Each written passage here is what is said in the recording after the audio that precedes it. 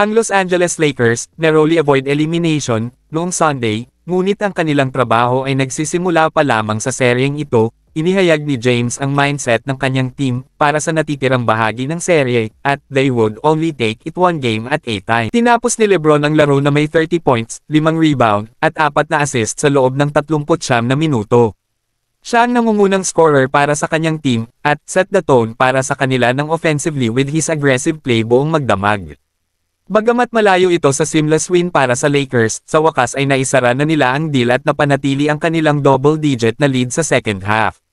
Sa Game 5 back in Denver, haharapin ng Lakers ang kanilang pinakamahirap na hamon ngayong Martes upang talunin ang Nuggets team na nagtala ng 33-8 sa kanilang home court noong regular season.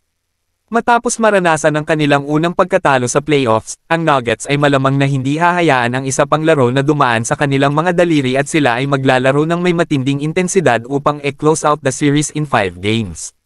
Things are looking pretty bleak for the Lakers, at ito ay naging ganito sa loob ng maraming buwan.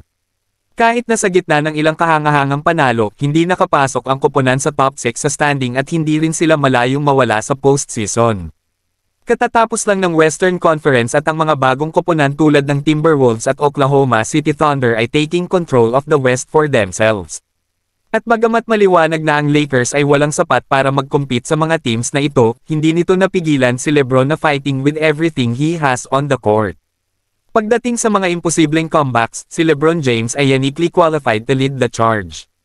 Noong 2016, natapos ni James ang kanyang pinakakahanga-hangang championship run hanggang sa kasalukuyan, isang panalo laban sa Warriors. Ang Cavaliers ay bumagsak sa 3-1 at 1 point sa serye at ang lahat ng pag-asa ay tila nawala ng pag-asa na comeback laban sa isa sa mga greatest teams in NBA history. Ngunit salamat sa amazing heroics mula kay James at sa kanyang co-star na si Kyrie Irving, nagtagumpay ang Cavaliers na manalo sa final sa taong iyon. Kung si LeBron at ang Lakers ay makakakuha ng similar magic sa seryeng ito, it may just be enough to make things interesting against Denver.